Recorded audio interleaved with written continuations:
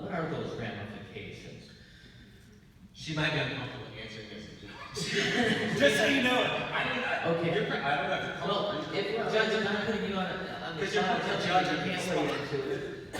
I'm not taking words. Right, there are some things that I can't Just say sure. that potentially may come in front of me, but I can say that we're all students of history. We can look at other communities. We can look at what happened. This is not a unique problem in Volusia County, believe me. It's happened all over America, all over Florida, time and time again. And these same arguments are made everywhere else, and often they're resolved through lawsuits that are quite expensive, even if you win, and I'll let Josh pick up from there. It's probably safer to do that. Yes, What happens is, everybody, 10 years ago, there was a case where the city was enforcing ordinances by arresting people, doing things that a lot of us in this room just don't know. They sue Eighth Amendment, saying federal court that these things aren't acceptable. Some people argue it's good law, some say it's not law because they came to an agreement and the city had to do certain things. And this is basically what it says. If you have a shelter that's in place that has certain criteria, can't pay to go, can't pay per night, cannot be religious, there has to be an ample amount, and it has to be approximate, it has to be close. Once you have that, in Orlando, years later, it was inverse. They actually were able to enforce all the ordinances with arresting the homeless because they had everything in place. They have the shelter, they have the room. So the idea when you're hearing the ACLU, you're hearing all these things come out, is that Daytona is closing down bathrooms because they're under construction. They've closed Manatee Island, they've taken out benches, and Daytona has arguments for them, but they can also be viewed in a way, and also the arrest of homelessness for arbitrary type things. For things that happen, you gotta go to the bathroom, you have to go to the bathroom. If you don't provide a bathroom, you can't arrest someone for not having a bathroom. That was in essence the law that the law was set up. So the idea now is Daytona's getting, in my opinion, I think they're kind of there in a situation where they're going to lose. It's going to be expensive because not only they're going to have attorney's fees, they're going to have a lot of plaintiffs because all you have to do is go find the 10 people a day that have been arrested, and then they're going to have to build it anyways because that, in essence, will be the settlement agreement. So it would be much cheaper if Daytona did it and got that moving, or at least guaranteed. I mean, what the county did, and we'll get into it, I'm sure, later in this discussion of what the county asked the city to do, but that's in essence what's going on with the legal matters, is that there are a lot of people who think right now Daytona Beach can be sued, lose, not only pay out a big hefty amount of money, but also have to build safe harbor. So that's what's out there. I know the ACLU's talking about it. I know multiple people have contacted me about it. I've read the case law. It's pretty on point. Okay. Everyone can read it themselves. I'll get you a copy of the cases. What is the name of that Miami case? Pottinger? Pottinger case. So that's, if you want to look into that, and some people have sent me quite a bit of information about it. And the opinion keeps going back and forth. Is it law, is it not? You have to read Joel versus Orlando as well, because that kind of puts in perspective of the inverse. And I think that's amazing. Well, I don't want to put the ACLU on the spot, but is anybody from the ACLU here right now? Are you representing the ACLU? I can't represent the ACLU, but the ACLU Justice for Homeless Committee of the Volusia Flagler chapter of the ACLU meets on almost a weekly basis about these issues. So our mission is to decriminalize homelessness in the city of Daytona Beach. That's all I can say officially. All right, thank you. I have a question related to safe harbor. How many people within discussions about how to take Hearst Elementary, an empty school, and turn it into Hope Place? And what I came away from with that is that during those discussions, which I was just kind of a fly on the wall at, but there was a real energy toward people working together to work through what were myriad details that needed to be figured out. Funding, transfer of property, all of these kinds of issues. But by the end of it, it was figured out, and a plan could go forward that I think most people who look at that plan would say, this is a viable idea that's going to help homeless children and families, which I think is easier to solve than the adult homeless issue. But still, it came out and it was viable, all of which cuts to the heart of why can't the city and the county and all the other people get together and put the same sort of positive energy towards solving the other part of the homeless problem? It's the same situation. That's a county to county, school board county to county.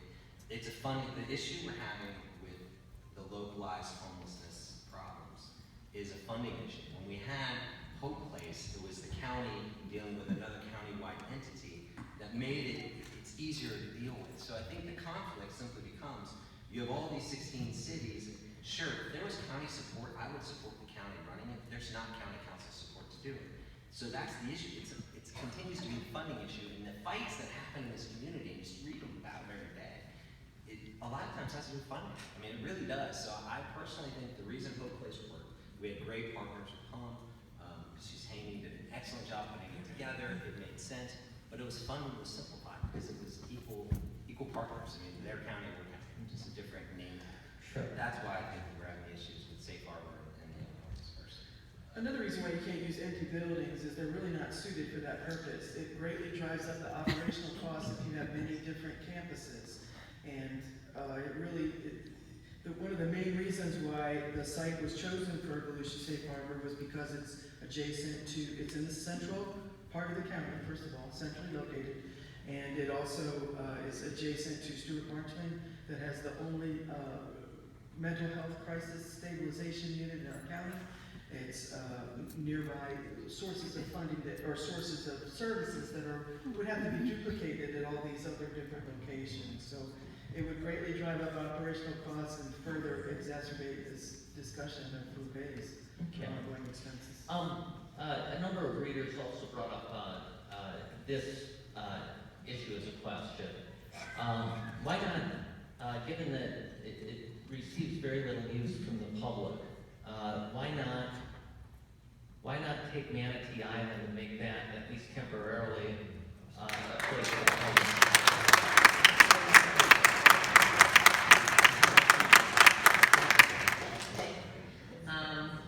Again, it gets back to who's going to fund it, who's going to provide the services. You're basically opening it back up to be a tent city. And when we had Manatee Island open, there were existing problems down there.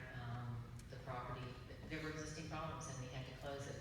I want to go on record as saying there continue to be public restrooms open in the city throughout the day, and to close one part, we close City Island restrooms. There are numerous other public restrooms open throughout the city, so that's a real misnomer. But what you're basically saying is I guess what I'm going to go back to is I don't support 10 cities. I basically think they do not work. And again, if the intent is to move people out of homelessness, then you don't do that. What I'm hearing, I guess, somewhat out there is that it's okay to remain homeless and that's a choice and that we need to accept that and that be a responsibility for the city of Daytona Beach to pay for. And because that's what I'm hearing, because that's exactly what would happen, is the city of Daytona Beach tax dollars would be on the hook for everything associated with that. The liability, the safety, the maintenance of the property, the policing, and the crime. And I'm not willing to have the taxpayers in this city do that. Again, I'm willing to do it for all the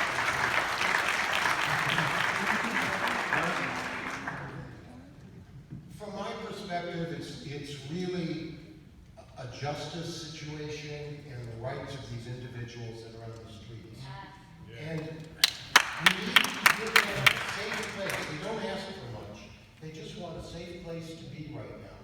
And those parks and open restrooms that were there worked pretty well, and those people would be happy to stay there until the doors of Safe Harbor open.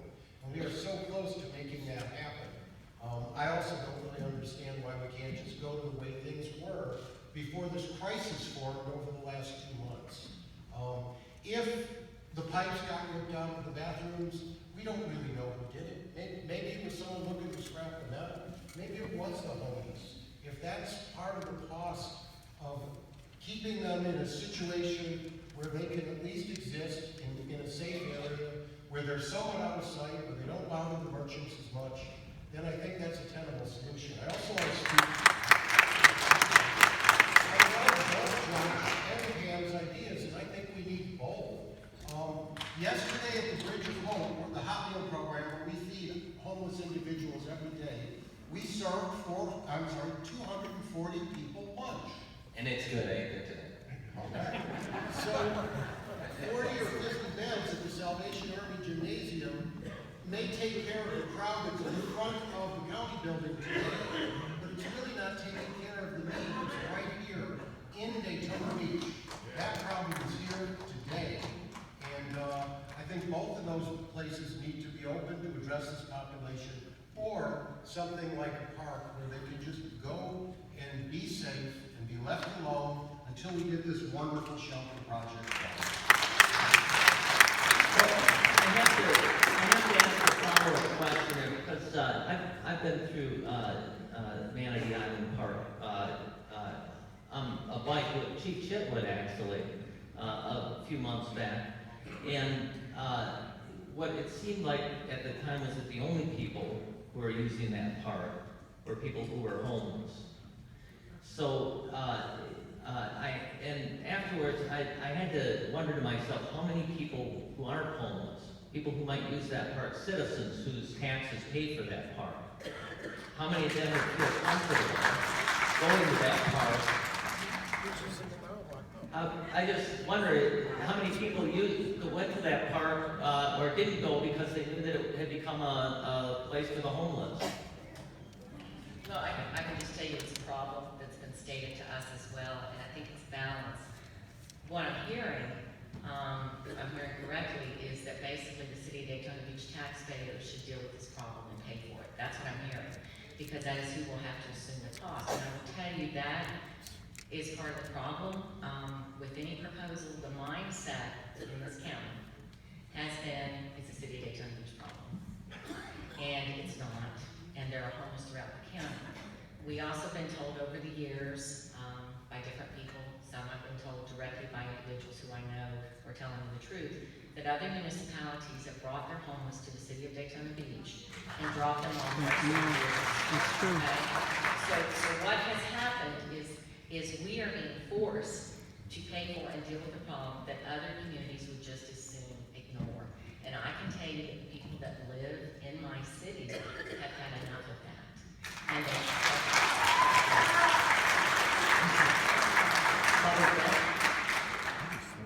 I think that I hear so much conflict between cities, between city and county, and that's just really, really sad.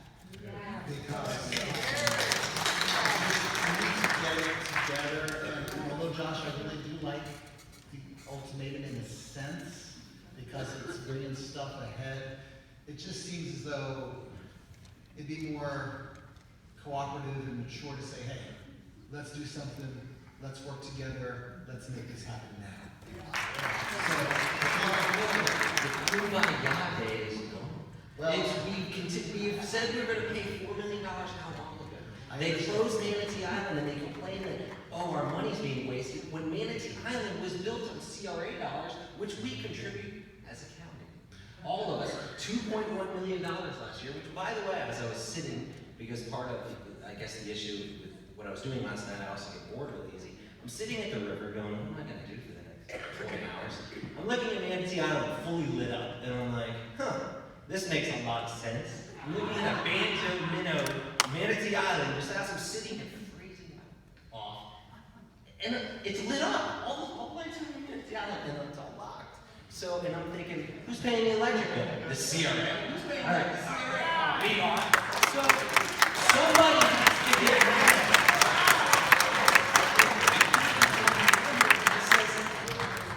We have to get to a point, and I'm sorry to piss off some of my friends. I love them. I love the city commission at Daytona Beach. I sent them an email right after because I'm thinking, it's hard. Someone's got to write a check. The CRAs can easily write that check. We've committed to writing a $4 million check. Let's get it done right now. well, I think we need to work together to get it done, but I'd like to continue by saying that if we're looking for a place that can be a compromise kind of situation, I think since Volusia Safe Harbor is going to be a go-ahead, I think, and that needs to be our constant focus to make that happen, I think the land out on Volusia Safe Harbor would be a place that we can make a safe zone where people can sleep and stay. And the services out there for people. We've got about 10 more minutes before I turn it over to the audience for questions, and I want to get there. And let me just say, first of all, you guys are like herding cats. You completely destroyed my script, but that's fine. I want to get this question on the table because it came from several readers, and perhaps, Josh, this is to test whether you're truly sleep deprived or not. But to you and to the others, should Volusia County consider a tax to fund Safe Harbor or other programs for the homeless? The sales tax? I know they're trying to get the beverage tax. This is how easy I am. Whatever the city of Daytona Beach can get the support of the cities to do to get it done, I'm gonna support. I don't know if you can tax me more, I don't care. I'm in. You know, the county stepped up, we have $4 million, whatever the city of Daytona Beach can get done. All I ask is this, and this is it. Part of this ultimatum is not to say the city of Daytona Beach has to pay for it. It's just like Sunrail. When I got on the county council, the contracts are already done. We need to do a couple of final signatures. The county did not have a direct revenue stream to pay for Sunrail. They didn't. So what they had to do at the time is to guarantee it with their general fund, which is how we pay for it. If we can find a direct revenue source, we'll switch to that to eventually pay for Sunrail. But I think to get this done, all Daytona would have to do is just guarantee it. I'm not saying they have to pay for it. I'll help them champion. I'll go to Tallahassee with them to try to get something done to find a revenue source. But to get a shovel in the ground and get it started, all they would have to do is guarantee it. And it'd be a similar contract like Sunrail, and I can tell you, we already have our attorney working on it if Daytona wanted to go that route, which I really, really hope they should. To anybody else, is there an appetite out there for a tax, a county, in the county, in the various cities, in Daytona Beach? And is there the sense of support for that to help pay for? We're not pursuing a county tax. What is being pursued is what has been going on in Miami for years, and it exists right now, and all we're asking them to do, when we're asking HUCL to move it forward, is to allow that legislation to be available to other counties. It has to be put locally on a referendum, so you still have to vote on it locally. It's really just an enabling legislation, and it would be a food and beverage tax. So it's only on businesses, it's not hotels and motels, it's restaurants of a certain size, over 400,000. That is what we're pursuing. Because the reality is of this, is that we can get the money to get it up and running the first year. It's the sustainability. And that's the concern that's been expressed by other mayors that I've talked to within the county, is what happens 5 years from now, even if they commit X amount of dollars. So the critical piece of that is the sustainability. And we truly believe there needs to be a dedicated source on that. So that's where we are with the operating funds. And just like what she said, I think we as citizens here need to, can we write to Dorothy Kukul and let her Yes. know? And I think it's a great, we actually came up with this idea 4 years ago about this, what Miami does, and do this surcharge kind of thing, and finally, we're moving along with that simultaneously. But we citizens can make a difference, and we citizens can write to Dorothy Kukul and let her know that we want, and it's not too late to do that for this session, because it's changing the law, it's not really creating a new law. So it's just broadening it so all the counties in Florida can use it. So you want to do something? Write to Dorothy Kukul, email Dorothy Kukul, call her, let her know the citizens want this. Yeah. And Pat, I want to Yeah, go ahead, make a Pam. comment about this. And, you know, Father, faith group, individual faith churches in the community of the county are certainly willing to step up to help fund it. But the one other piece that we talked about yesterday, and I know everybody wants something to happen now, that's what we talked about too, is we have people saying we want to give and we want to help. And we talked about a lot of different agencies, and because people have strong feelings about different agencies and organizations in this community, one way or another, the city of Daytona Beach agreed to be, if people want to donate now to help those people on Beach Street to get into permanent housing, if they want to give now to Safe Harbor, if they want to give now to Hope Place, the city of Daytona Beach is setting up a portal online and by City Hall in which funds that anyone in this community wants to give will be put aside in a special pot of money that will go to the homeless in this area. And we make that I have one more question, and then I want to get to audience. So I wanted to say that the people who are going to be handling our microphones, if they want to get up to their microphone stations. All right. This is directed, I guess, to Father Phil, but to everybody, because you're a member of the clergy. And this question actually came from a lot of readers. And I'm not going to name them all because I think people are uncomfortable criticizing churches. But so let me ask on behalf of all of them. And it was sort of, this is the question. It seems that our local churches could and should do more. This can't totally fall on the taxpayers. Why are most of the hundreds of churches in Volusia County, why aren't they providing sanctuary for the homeless? Okay, great question. First of all of my members of my church are taxpayers. And they are doing a lot as far as that goes. And so we are all pretty much, as far as I know, I may have to be one or two, my parishioners can laugh at that, who are taxpayers, but my parishioners are pretty much all taxpayers and pay pretty good taxes and are doing their part. I also do know that many churches do a tremendous amount presently. We help out with we have a food pantry. I know that Our Lady of Hope, Father Chris Hoffman says his church gives over $100,000 a year to help the poor and homeless in our community. So I don't know what church this person goes to, but our churches are doing a tremendous amount. In addition,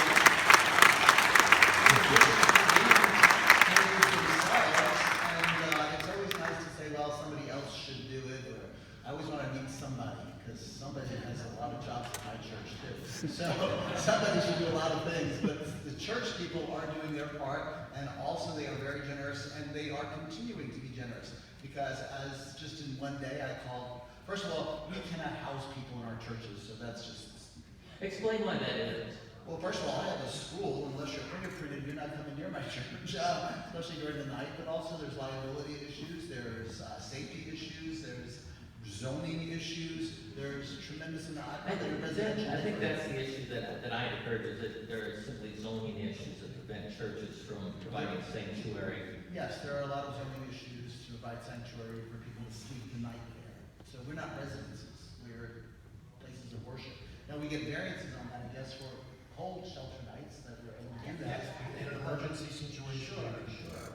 But, so that is part of the reality. But I trust me, churches are doing, and as I said, when I've asked churches to respond, actually, Imam Bilal called me and said, they read in the paper that I wanted to get churches to give more money than they're giving already, and Imam Bilal called me and says, we want to help, we want to be part of that. So I'm working with him, and I've talked to St. Brendan's, and I've talked to Westminster Presbyterian Church, and First Presbyterian Church, and Our Lady of Hope, and Epiphany, and just in those 5 calls or 6 calls that I made, Master's Domain also wants to be part. So people are willing to be part. I spoke to our Sikh brother there, Kripal. He said, we're part, we're going to do something. So in addition to what we're doing, churches are stepping up and will step up, and we do want our skin in the game. But obviously none of us can do this without what the county is doing and what hopefully all our cities are doing, because this is a county problem, county-wide problem, and it is a human problem,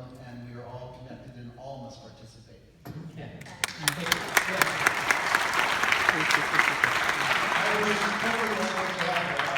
Halifax Urban Ministries is faith-based, and the churches in our community supplied us with over $300,000 last year.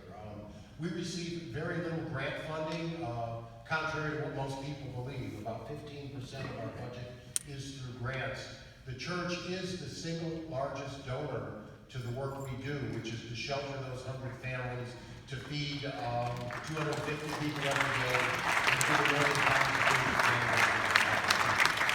food. Yes, and piggybacking on that, you know, in Daytona, we have 13 churches that provide services for people. There are 13 churches in our city, and they provide, on alternating days, dinners. They provide support services. We have the Community Life Center that is now up and running again. It's very much faith-based and has been in the past. That is really working with tracking people and providing services and aid for electric bills and gas and so forth. Our faith-based community in my city is amazing, and they do a lot of work quietly. They do a lot for those people in need. It's not broadcast, and again, we don't have the visual problem that you have here in Daytona that everyone is talking about this evening, but we have a community that definitely needs assistance and it needs help. So my place here is not to say that there's no homeless problem or no problem in Daytona. There is a definite problem of people that need support services and they need help. And we support, the city supports through CDBG money. We support the Community Life Center. We support New Hope Baptist Church. We support the Neighborhood Center of West Volusia. We support a lot of agencies. And I think that if things, if Safe Harbor comes back with a different outline, I can speak for myself. I can't speak for my commission, but I can speak for myself that I would absolutely revisit it and look to see, to be a part of it, because it shouldn't be an east-west divide, and it shouldn't be certain cities that don't want to participate. We all have to, and if that means restructuring a funding source, and I know we can't use HUD dollars for the shelter, but we can use HUD dollars for other supportive services that maybe our money is going to, that we can redirect for a shelter. There are ways to do that. Every city has to be at the table. We have to have an understanding from our staff. As an elected official, I don't know everything. I rely on those people that are experts in that field, whether it's the people that deal with HUD, the faith-based community, other entities, and the judicial system to explain and interpret everything that we as elected officials need to do, and we do all need to come together. We're never going to solve the problem because it's not only a human problem, which is for me up foremost, it's an economic problem. What you have in this area is definitely affecting your economic development, and that affects you here in Daytona. It affects the entire county. It affects the tax base. It affects what we can do as all the cities and how we can make our area better. So it is all our problem. Okay, thank you. I want to get to audience questions and comments, and I thought I would start. And here tonight, I think there's been a lot of positive dialogue, and thank you to the News Journal, our hosts, and all of you here tonight. It's a very serious issue. I am confident that we'll work together. There's never, in all the years that I've lived here, 30 plus years, there's never been the attention, the excitement, the willingness to come together and unification around a plan that is going to work. We need to move forward with the fully vetted, proven to work in other communities, the Safe Harbor plan that has been involved from many different participants in the community. It works in other communities. It saves lives, saves money, saves from the court system. It's the best option for the least amount of dollars, as someone pointed out. And I know that as a community, we're going to come together and move forward as quickly as possible with this fully vetted, fully functioning, well thought out plan. Thank you. Thank you. My mom told me never to talk about politics or religion with a big crowd, but I'm going to do both real quickly here. The politics that are happening between the city and the county are really troubling. And when we look at the dollars that they are squabbling over, it's pretty trite in comparison to the $12 million that Judge Newton said will save in the court system.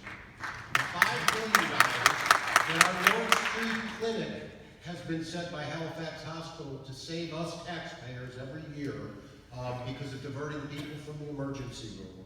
The struggles that the Beach Street merchants are undergoing and lost business. You add all that up and we're over $20 million a year. So I hate to think that a $1.6 million budget can bring all this to a halt. So we need to get past that.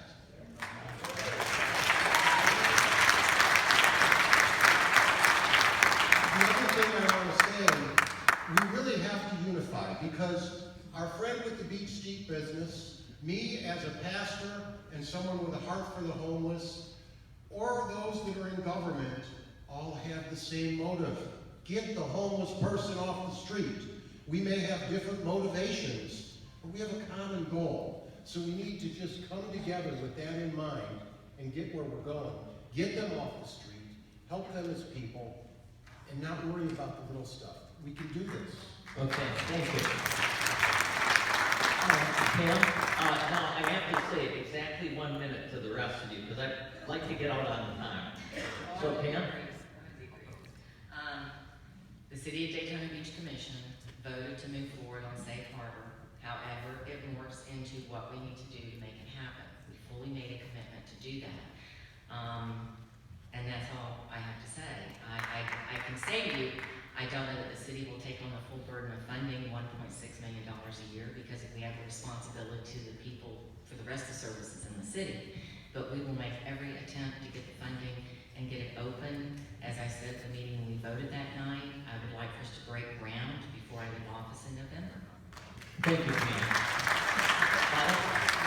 Thank you again for inviting me here, and I do think that religions and churches and businesses can do their part, and need to do their part, but this really is a countywide issue, and all of our cities need to be involved. And so basically, what I'm saying to all of you here is Tuesday night, we will be at Port Orange City Hall. We need a big turnout there because Daytona, I believe in them, I'm supportive of them, I think they're moving forward. We do need to move with a vetted plan. We have the plan, we've been working on the plan, and it's to move forward. We need all of you to tell your city commissions that they need to be part of this. We need to make it happen. It's very doable.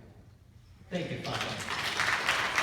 I'd like to thank everyone for being here, and especially for those people that are experiencing homelessness to come up and have the courage to talk and tell us your story, because I think that when we look at homelessness, we see exactly what the one gentleman said. It's in our face here in Daytona Beach Street, but there are so many layers and so many different people that are involved. There's families, there's individuals, there are people that have addiction issues, there are people that are just, like some of you said, just one turn away from truly being homeless for a really long time. And I feel the only way to solve this issue, because it's multifaceted in every city in the county, and it's not only this county, it's other counties around here too. We have the continuum of care with Flagler County is part of it. We need to work together. We need to come together as the county and the cities, and we need to put aside any differences that we may have, and not critique and not be critical of what's done and what's gone on in the past, but to look to the future and to go ahead and look at the services that we already have, coordinate those services across the county, and be aware of what is going on in your city, and definitely go to your commissions. I agree with you, Father Bill. Go to your commissions and tell everyone your views, because you are the people and it's your voice that counts. Thank you. Thank you. John, you get the final minute. Thank you everyone for being here. I really appreciate it. It's been an interesting day for me. When it comes down to it, you know, I hate being the bad guy. As much as I seem confrontational in the paper, naturally I'm not. I'm a to-be-loved kind of guy. So when I go through these things at home, like I don't sleep well. I have a hard time because it's difficult for me. It just is. But I can tell you, the Beach Street merchants, I'm pushing this for you, to the homeless community. I'm pushing this for you, to the churches, to the residents. I'm pushing this for you. Sometimes somebody has to be a bad guy. Luckily for me, my council is unanimous. They want this to get done. They stood behind me as a district representative to get it done. We've got the clock is ticking, and hopefully we can get it done. And if you can't, reach out to Daytona Beach and say, we'll help you get funded with the other cities. But for now, guarantee that loan. Let's get the shovel in the ground. Thank you. Thank you. Before everybody leaves, I just want to, first of all, I want to thank again Daytona State College for allowing the use of this facility. Everybody give them a round of applause. And I want everyone to give a round of applause to this panel for getting up here and spending a couple hours talking about this.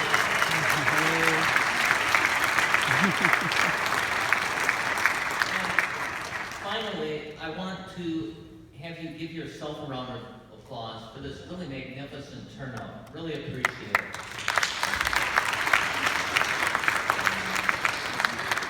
And with that, let's hope that this discussion leads to some real action. And thank you very much for your time.